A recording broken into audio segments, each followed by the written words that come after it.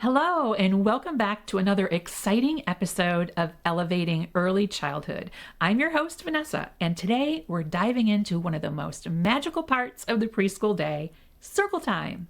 Now, I know all my busy preschool and pre-K teachers out there are always looking for ways to make circle time more fun, engaging, and most importantly, more meaningful for your little learners.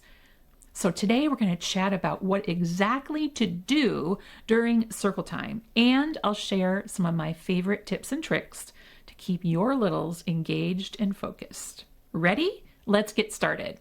So first things first, let's talk about the big question that's always on every teacher's mind, and that is, how long should circle time be? I mean, you've got a room full of wiggly little kids. How do you keep them sitting and engaged without losing their attention? Well, here's the thing. The general rule of thumb with circle time is 2 to 3 minutes per year of the child's age. So if you're teaching a class of 3-year-olds, circle time should be around 6 to 8 minutes, right? And for 4-year-olds, you're looking at more like 8 to 12 minutes. I like to think of that as 8 minutes at the beginning of the year with 4-year-olds, working up to the 12-minute range. So keeping it short and sweet is key to maintaining their interest. But it's not just about the length of time, it's about how you fill that time, right? One of my favorite ways to start circle time is with a fun and memorable chant to transition the kids. Imagine this, you're gathering your students together for circle time, they're full of energy, and suddenly you start a chant like this. So here is a mock-up of a daily schedule that I've created for you. Your schedule probably looks a lot different. That's okay. So what I mean when we start with a chant is I have my visual picture schedule displayed in my circle time area, large enough so every student in the class can see. I'm going to take the clip. I like to use the word clip instead of clothespin in the beginning of the year. And we're going to sing the chant, and it goes a little something like this. Na, na, na, na, na, na, na, na, hey, hey, hey, circle time. Or in this case, morning meeting, and I clip the clothespin to that particular thing on the chart, right? So I usually have this displayed in a pocket chart. It's amazing how a little chant can grab their attention and bring them all together, ready and excited for what comes next. But just signaling the start of circle time with a chant isn't enough. You'll need to teach them exactly what to do when they come to the carpet. Will they run and then slide onto the rug like they're stealing first base? Do they do somersaults and donkey kicks? Of course not. That's not what you want. You want them to be calm and not cause more chaos, right? Then, are they going to grab a carpet square or a cushion to sit on? Are they going to sit in a particular spot? You need to think about all of these things, but whichever method you choose, you'll need to specifically teach them this procedure. Okay, so now that you've got them all together, what's next? That's easy, a welcome or hello song, of course. This is a great way to signal that circle time is officially beginning. I love using a song that's repetitive and easy to learn, something that becomes a familiar cue for the kids. So my favorite song to use as a hello or good morning song is Rise and Shine by Dr. Jean. And you can find that song, I believe, at her website, drjean.org. And I'm going to give you a little sample of what it sounds like. So I created this book to go along with it. And the song goes a little bit like this. Rise and shine and welcome to school today. Rise and shine and welcome to school today. We're so glad you're here. And here's a little extra magic I like to sprinkle in. I use a book with pictures of all the students to accompany the welcome song. Now, this is just a little book that I created with paper and pictures, right? It's a sweet way to make each child feel seen and included. Imagine their little faces lighting up when they see their own picture in the book. Pure joy. And then each time we get to that "we're so glad you're here" part, we turn the page in our book that I made and we say hello to this particular student. So I have a page for each student. I've inserted their little photo here. and I've written the words, welcome Jackson, right? So everyone turns and waves to Jackson while we're singing the song. The trick about this is if you have a lot of kids in your class, you're going to have to get really good at turning those pages quick. Now, after our welcome song, it's time to review the daily schedule. This step is so important because when kids know what's coming next, they feel safe, secure, and confident. You can go over the activities that are planned for the day. Be sure to use visuals like a picture schedule chart to help them understand the flow of the day better. It will also minimize tears in the beginning of the year, right? Now we're ready for one of my absolute favorite parts of circle time, and that is the read aloud. But before we dive into a book, I like to use a class puppet to ask a fun question. This helps activate their prior knowledge, gets them thinking and talking. Kids love talking to the puppet, and it's a great way to build a connection and engage their curiosity. Okay, now it is time for somebody to come out and ask us some questions. Do you know who that might be? That is right. It's Sammy the Seal. Here he is. Yay! Sammy, how are you today? Oh, you know, I can't hear what Sammy's trying to say because he needs to have a lot of quiet, right? Because he speaks very quietly and then he talks to me and I can't hear him. So what do you need to do? That's right. You need to be quiet so that we can hear what Sammy has to say. Okay, Sammy, go ahead.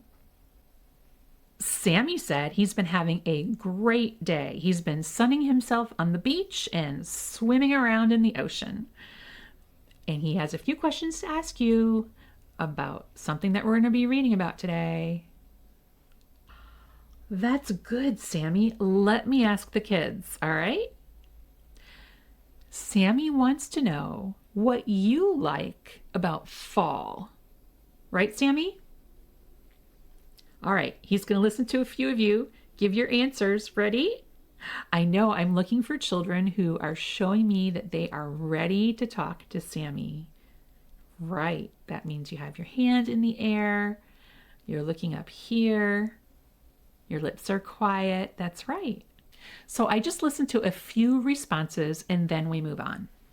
Then, when it's time to read the book, don't forget to point out the author and the illustrator's names, right? There are 2 chants I like to use for this. So here is the book that we're going to be reading today, and the title of this book is Tree. What do you think happens to a tree in the fall? Have you noticed? Yeah, I wonder if Sammy was trying to tell us something with his question, right? That's right, the leaves fall down. That's right.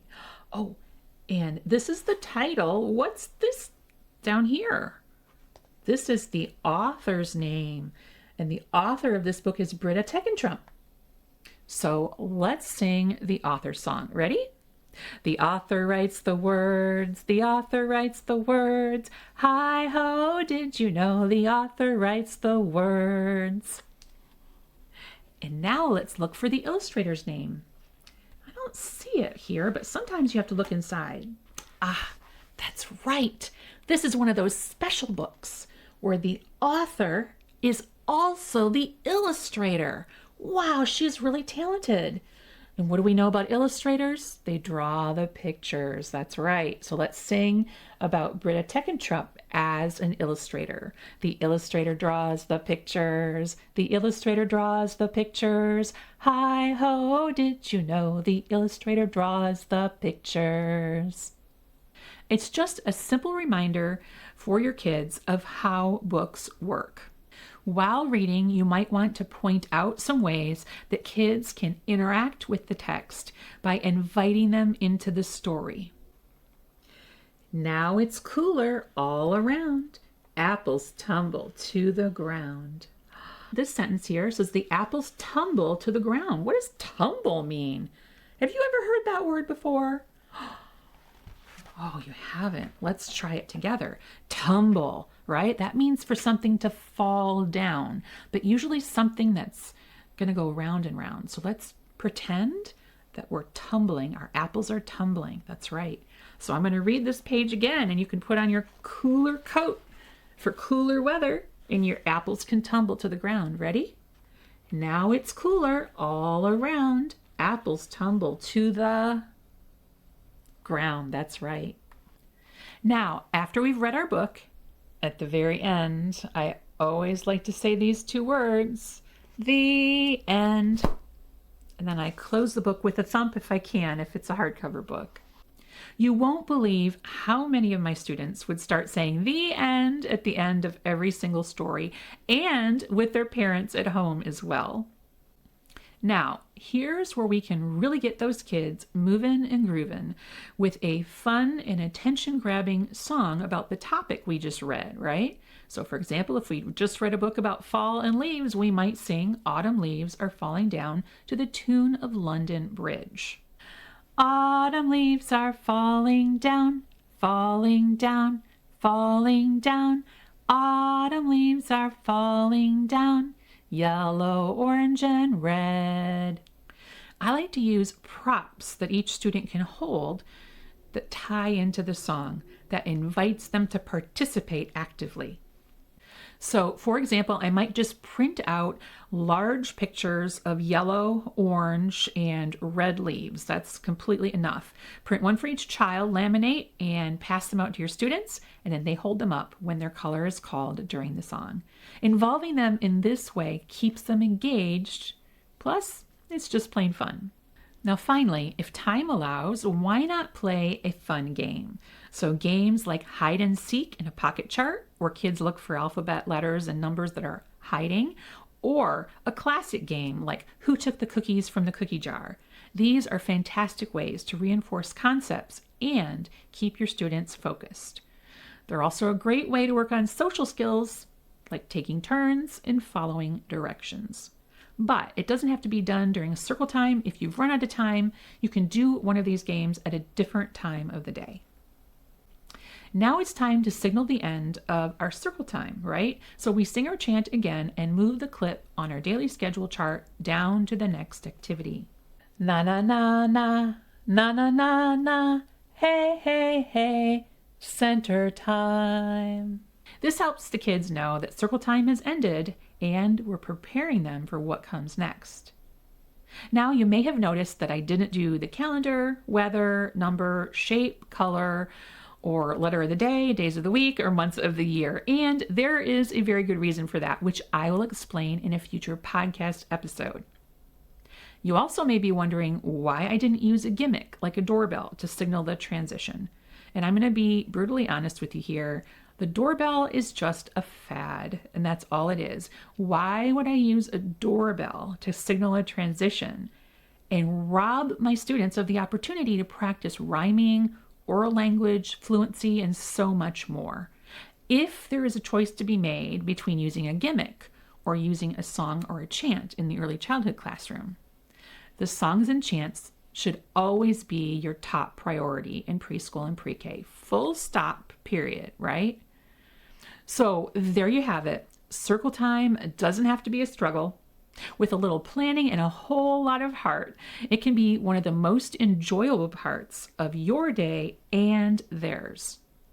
So if you loved today's episode, be sure to smash that subscribe button or follow on your favorite podcast app so you'll be notified whenever there's a new episode. Until next time, I'm Vanessa Levin. Onward and upward.